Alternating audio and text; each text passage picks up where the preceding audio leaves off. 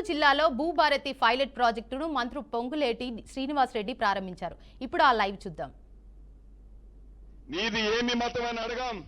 నువ్వు పేదవాడు అయి ఉంటే చాలు, తప్పకుండా మొదటి విడతలోనే ఇందిరమ్మ ఇల్లు ఇస్తాము.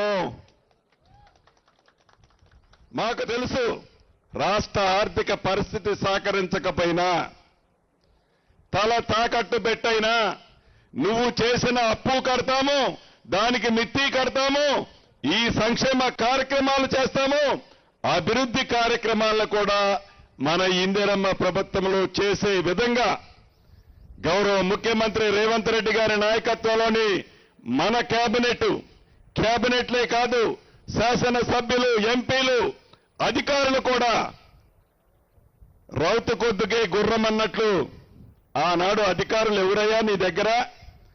ఇద్దరో ముగ్గురో నీ గదిలో ఏది చెప్తే అదే నడిచేది. ఈనాడు అలా కాదు.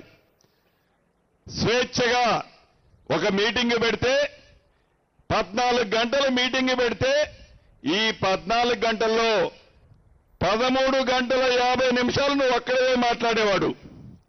మిగతా 10 నిమిషాలు ఎవరైనా నోరు తెరిస్తే కూర్చో అనేవాడు. కానీ ఈనాడు అధికారులు స్వేచ్ఛగా మాట్లాడే ప్రభుత్వం మన ఇందిరమ్మ ప్రభుత్వం. వారి ఆలోచనల్ని, సూచనల్ని పాలు పంచుకొని పేదోడికి మంచి జరుగుద్దంటే వాళ్ళు చెప్పేది కూడా పూర్తిగా విని ఆ దిశలో మన ఇందిరమ్మ ప్రభుత్వం ఈరోజు పనిచేస్తుంది. చివరిగా మీకు ఒక్కటే చెప్తున్నా, అధికారులకి చెప్తున్నా, మనందరం అధికారులకి ముఖ్యంగా చెప్పేది, మనందరం రైతు కుటుంబాల నుంచి వచ్చిన వాళ్ళం, రైతు కూలీల నుంచి వచ్చిన వాళ్ళం, పేదోడి కష్టమేంటో తెలిసిన వాళ్ళం, రైతు బాధలేందో తెలిసిన వాళ్ళం.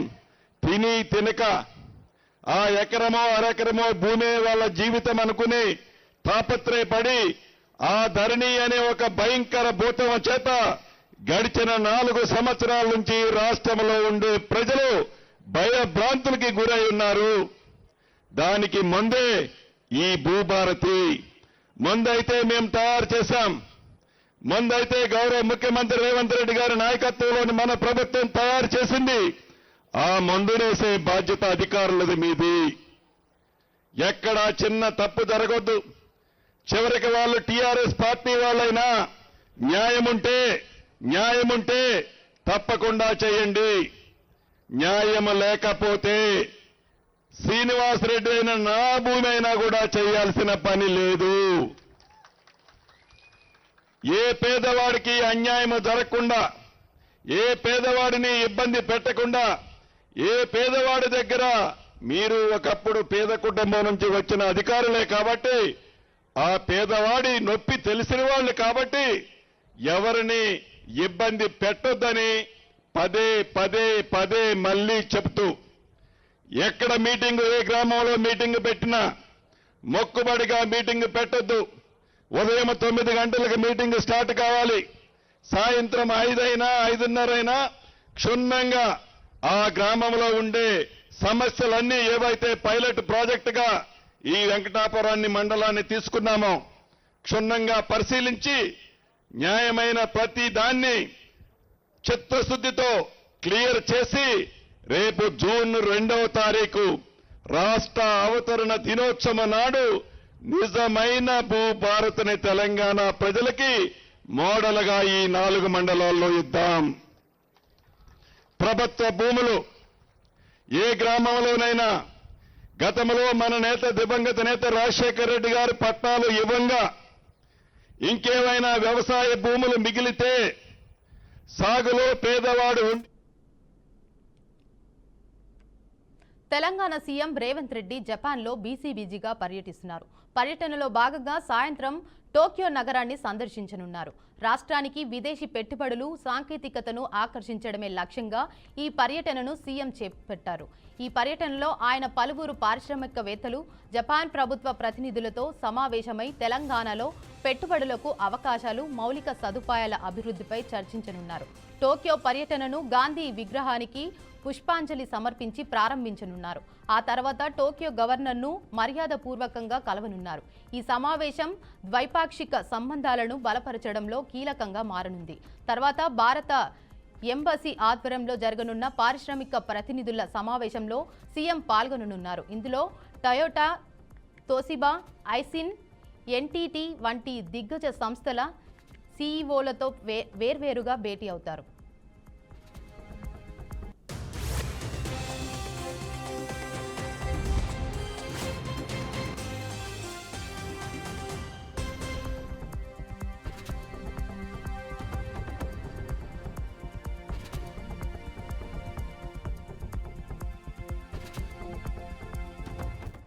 ఈ సమావేశాల్లో రాష్ట్రానికి పెట్టుబడులు, పరిశ్రమల స్థాపనపై చర్చించనున్నారు. ఆ తర్వాత Japan overseas infrastructure investment corporation for transport and urban development ప్రతినిధులతో సీఎం సమావేశం కానున్నారు. ఈ సమావేశం ద్వారా తెలంగాణలో నగరాభివృద్ధి, రవాణా రంగాలలో పెట్టుబడులు ఆకర్షించేందుకు మార్గాలు చర్చించనున్నారు. అంతేకాకుండా టోక్యోలోని ప్రసిద్ధి సుమిదా నదీ తీర ప్రాంతం సీఎం సందర్శించనున్నారు. ఈ సందర్శన ద్వారా నగర ప్రణాళికల్లో కొత్త ఆలోచనలకు ప్రేరణ లభించే అవకాశం ఉంది. ఈ పర్యటన తెలంగాణకు అంతర్జాతీయ స్థాయిలో పెట్టుబడులు రాకకు దారి తీసేలా, రాష్ట్ర అభివృద్ధిలో కీలకంగా మారేలా ఉండబోతున్నట్లు అధికారులు అంచనా వేస్తున్నారు.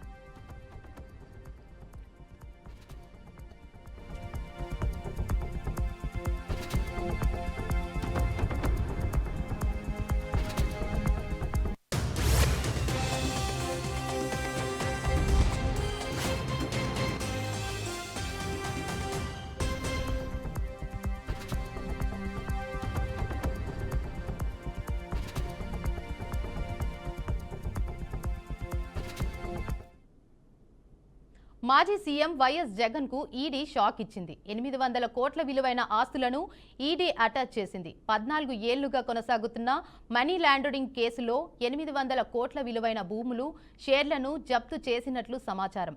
2009-10లో నమోదైన అవినీతి ఆరోపణ కేసులో చర్యలు చేపట్టారు. ఎంపీగా ఉన్నప్పుడు జగన్ కంపెనీలకు లాభాలు కలిగించినందుకు వ్యాపార సంస్థల నుంచి లాభాలు పొందారని ఆరోపణలు ఉన్నాయి. హైదరాబాద్, బెంగళూరు నగరాల్లో ఉన్న భూములు, కొన్ని కంపెనీల్లో ఉన్న వాటాలను కూడా అటాచ్ చేసినట్లు సమాచారం. ఈ ఆస్తులు జగన్ వ్యక్తిగతం కంటే ఎక్కువగా ఆయన కుటుంబం, సంబంధిత కంపెనీలు, సహచరుల పేరుతో ఉన్నట్లు గుర్తించారు. ఇప్పటికే ఈ కేసులో సిబిఐ విచారణ జరుపుతోంది.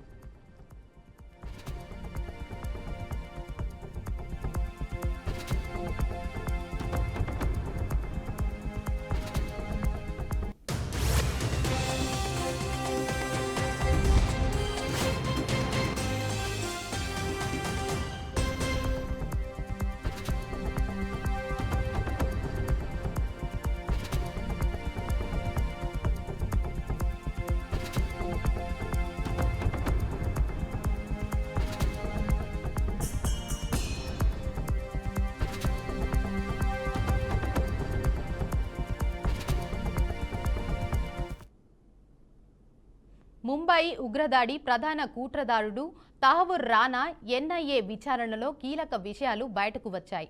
సైదరాబాద్లోని ఉగ్రదాడికి లష్కరే తోయిబా కుట్ర చేసినట్లు తెలిపారు. 106 పేజీల నివేదిక ఆధారంగా తహవూర్ రానాను ఎన్ఐఏ అధికారులు ప్రశ్నిస్తున్నారు. ఈ విచారణలో హెడ్లీ కుట్ర కోణం కూడా వెలుగులోకి వచ్చింది.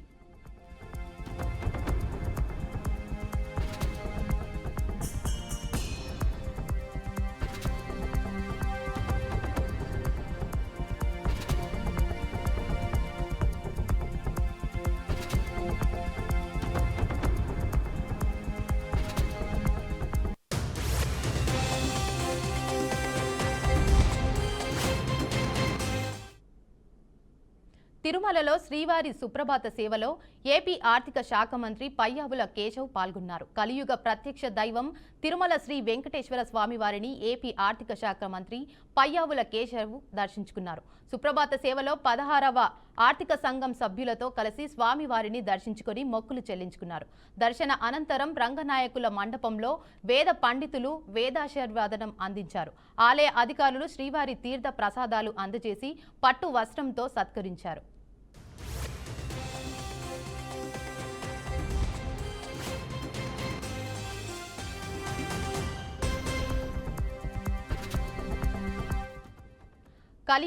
కలియుగ ప్రత్యక్ష దైవమైన తిరుమల శ్రీ వెంకటేశ్వర స్వామి వారిని పలువురు ప్రముఖులు దర్శించుకున్నారు.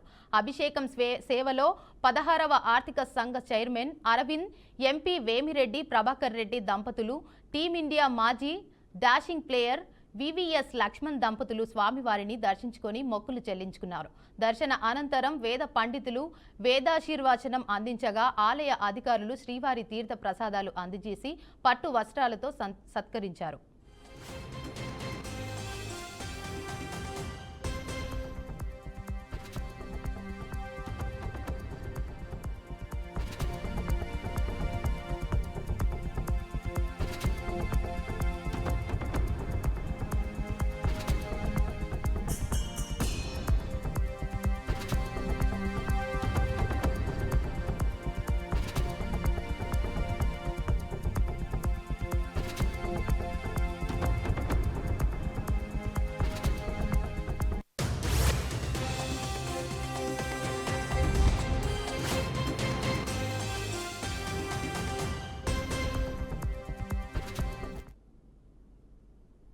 నాగర్ కర్నూలు జిల్లా కల్వకుర్తి మోడల్ డిగ్రీ కాలేజ్లోని ఎస్సీ హాస్టల్లో విద్యార్థులు నిరసనకు దిగారు. మెనూ ప్రకారం భోజనం పెట్టడం లేదని విద్యార్థులు హాస్టల్ ముందు బైఠాయించి నినాదాలు చేశారు. హాస్టల్లో పనిచేస్తున్న శ్రీశైలం అనే వర్కర్ విద్యార్థుల పట్ల అసభ్యకరంగా మాట్లాడతాడని, వెంటనే సస్పెండ్ చేయాలని విద్యార్థులు ఆగ్రహం వ్యక్తం చేశారు. వెంటనే అతని సస్పెండ్ చేయాలని విద్యార్థులు ధర్నాకు దిగారు. హాస్టల్ వార్డెన్ కూడా సమయ పాలన పాటించకపోవడంతో వర్కర్లు పనితీరు ఘోరంగా మారిందని, ఇక్కడి సమస్యలు ఉన్నతాధికారుల దృష్టికి పలు మార్లు తీసుకెళ్లినప్పటికీ మార్పు రాలేదని అన్నారు. ఇప్పటికైనా అధికారులు స్పందించి మెనూ ప్రకారం భోజనం అందేటట్లు చూడాలని విద్యార్థులు కోరారు.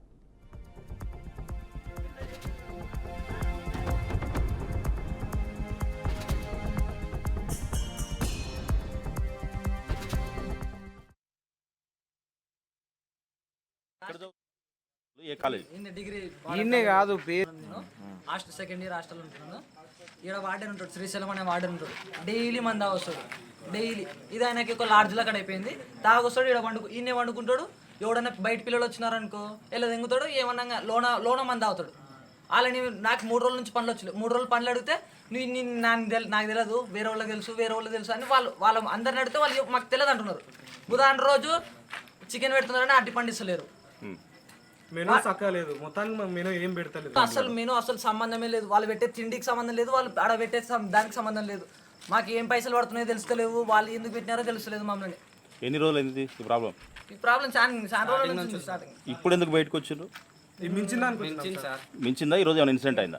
ఏం జరగలేదు సార్, మించింది మాకు. ఆయన శ్రీశైలం అని ఆయన తన ఎవరైనా బయట పిల్లలు వచ్చిన హాస్టల్ పిల్లలు అనుకో తాగి 3 రోజుల నుంచి ఎక్కువైంది. ఇంకా పిల్లల మీదకి రాళ్ళతో దాడి కానీ ఇట్లా దాడి చేస్తుంది. శ్రీశైలం వర్కరా? డిస్ట్రిక్ట్ 3rd ఇయర్ నాది, డిగ్రీ ఫైనల్ ఇయర్. ఇన్ని రోజులే. ఎక్కడ చదువుతున్నావు? ఇన్స్టిట్యూట్ ఇది? Kalwakurthy model degree college SC hostel, Kalwakurthy Nagarkurnool district. ఇప్పటి నుంచి మాకు హాస్టల్లో ఏ వసతులు కరెక్ట్గా లేవు. మా sir Khalil sir, warden sir, Srisailam worker, పిల్లలకి ఇబ్బంది జరిగింది శ్రీశైలం వల్ల. ఆయన రోజు తాగొస్తుండు, ఇన్సిడెంట్ జరుగుతున్నాయి, పిల్లల మీద దాడికి వస్తుండు ఆయన తాగి. మా పరిష్కారం జరుగుతలేదు. మాకు ఈరోజు మించింది కాబట్టి మేము బయటకు వచ్చినాం. ఏమైంది? మెనూ అసలుకి ఏం లేదు. ప్రభుత్వం అమలు చేసిన మేము అసలుకి లేదు మెనూ. సార్ వాళ్ళు ఏదో సూచించారంట, అది పెడుతురంట. అడిగితే మేము ఏం పెడుతురు మెనూ? రోజు ఐటమ్స్ ఉంటాయి సార్. పొద్దున టిఫిన్ ఉంటుంది, రోజు రైసే పెడతారు. మధ్యాహ్నం పప్పు సాంబార్ ఉంటాయి, అవి రోజు పప్పు సాంబారే పెడతారు. నైట్ టైం చికెన్ అవి ఉంటాయి. చికెన్ ఉన్న రోజు పండు ఉండదు, పండు ఉన్న రోజు చికెన్ ఉండదు సార్. ఎన్ని రోజులు అయింది ఇట్లా పెట్టాడు? ఇలా 3 సంవత్సరాల నుంచి జరుగుతుంది సార్. మెనూ వచ్చిన మొన్న కొత్తగా మెనూ వచ్చింది సార్. ఆ మెనూ వస్తే కూడా ఆ మెనూని పశ్చిమ బెంగాల్లో హిందువులపై దాడులు అమానుషమని బీజేపీ భాగ్యనగర్ జిల్లా అధ్యక్షులు నిరంజన్ యాదవ్ అన్నారు. కావాలనే కొందరు ముష్కర మూకలు నిరసన పేరుతో హిందువులపై దాడులు చేసి చంపడం సరైనది కాదని నిరంజన్ యాదవ్ సైదాబాద్ కార్పొరేటర్ అరుణారెడ్డి అన్నారు. సైదాబాద్ ప్రధాన రహదారిపై బీజేపీ ఆధ్వర్యంలో పశ్చిమ బెంగాల్ సీఎం మమతా బెనర్జీ దిష్టిబొమ్మ దహన కార్యక్రమం చేపట్టారు. వందలాది మంది కార్యకర్తలు వచ్చి నిరసన కార్యక్రమంలో పాల్గొని మమతా బెనర్జీ దిష్టిబొమ్మను దహనం చేశారు. పశ్చిమ బెంగాల్లో మమతా బెనర్జీ ప్రభుత్వాన్ని బర్తరఫ్ చేసి వెంటనే రాష్ట్రపతి పాలన పెట్టాలని నిరంజన్ యాదవ్ డిమాండ్ చేశారు. అనంతరం దాడుల వెనుక ఉన్న ఉగ్రవాదుల హస్తం బయట పెట్టాలని ఆయన కోరారు.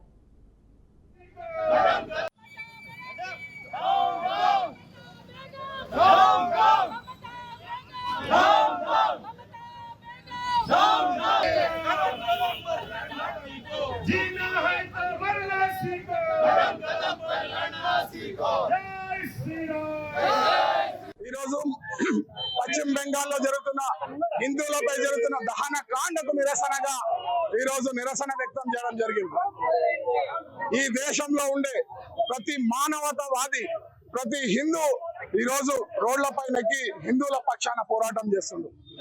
మానవత్వం లేనటువంటి ఒక ముఖ్యమంత్రి, మరి ఒక మహిళ అయి ఉండి ఎంతో మంది మహిళలను అత్యాచారం చేస్తుంటే, చిన్న చిన్న పిల్లలను అత్యాచారం చేస్తుంటే మరి కళ్ళప్పగిచ్చి చూస్తూ ఈరోజు హిందువులను ఊచకోతకు ప్రేరేపిస్తున్నటువంటి మమతా బెనర్జీ వెంటనే గద్దె దిగాలని భాగ్యనగర్ జిల్లా భారతీయ జనతా పార్టీ హెచ్చరిస్తుంది.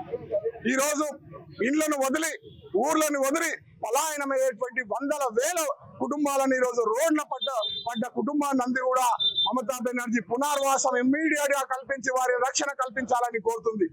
భారతీయ జనతా పార్టీ నరేంద్ర మోడీ గారి యొక్క ప్రభుత్వం లోపల సబ్కా సాత్ సబ్కా వికాస్ అని ఈ దేశంలో ఉండేటువంటి అట్టడుగు వర్గాల కోసం పనిచేస్తుంటే కేవలం కొంత ముస్లిం మరి ఏదైతే ఓటు బ్యాంక్ రాజకీయానికి ఈ రోజు మరి ప్రాంతీయ పార్టీలు ఏవైతే మరి ఈ రోజు ఓటు బ్యాంక్ రాజకీయాన్ని చేస్తూ మరి హిందువులను మరి అణిచివేసేటువంటి ప్రయత్నం ఏదైతే చేస్తుందో భారతీయ జనతా పార్టీ హిందూ సంఘాలు ఈ రోజు రోడ్లపై నెక్కి మీకు తగిన బుద్ధి చెప్తాయనేటువంటి విషయం ఈ సందర్భంగా తెలియజేస్తూ, ఏ రాష్ట్రంలో లేనటువంటి మరి ఒక దహన కాండకు మేము ఈ రోజు నిరసిస్తున్నాం. ఈ రోజు ఈ దేశంలో ఉండేటువంటి ప్రాంతీయ పార్టీలు ఏ పార్టీ కూడా స్పందించినటువంటి పరిస్థితులు మనం చూస్తా ఉన్నాం. ఈ రోజు మరి సెక్యులర్ పేరు మీద ఉన్నటువంటి దేశంలో ఉండేటువంటి చాలా మంది చిన్న ఇన్సిడెంట్ జరిగి ఏదన్నా ఏ చోటను మారుమూల గ్రామంలో ఒక ముస్లిం కు చిన్న ఇబ్బంది జరిగితే మరి ఈ రోజు సోకాల్డ్ ఎవరైతే ఉన్నారో మరి సోకాల్డ్ రాజకీయ పార్టీలు ఈరోజు గ్యాంగులుగా వచ్చి నిరసన ప్రదర్శనలు చేస్తారే, దేశమంతా ఒకటి చేస్తారు కదా, మరి ఇంతటి ఊచకోతకు మీకు కళ్ళు కనిపిస్తలేవా అని. మేడ్చల్ జిల్లా దుండిగల్ పోలీస్ స్టేషన్ పరిధిలో తాకుబోతులు వీరంగం సృష్టించారు.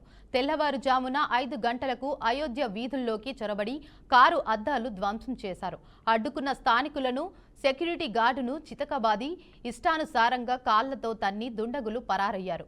విషయం తెలుసుకున్న పోలీసులు ఘటనా స్థలానికి చేరుకుని సీసీ ఫుటేజ్ పరిశీలించారు. ఫుటేజ్ ఆధారంగా నిందితులు సూరారం కాలనీకి చెందిన మన్నే బాలేష్, అజయ్, నితిన్, లాలు, తిరుమలేష్ గా పోలీసులు గుర్తించారు. డ్రగ్స్ తీసుకొని హల్చల్ చేసినట్లు బాధితులు ఆరోపించారు. నిందితులను కఠినంగా శిక్షించాలంటూ స్థానికులు డిమాండ్ చేశారు.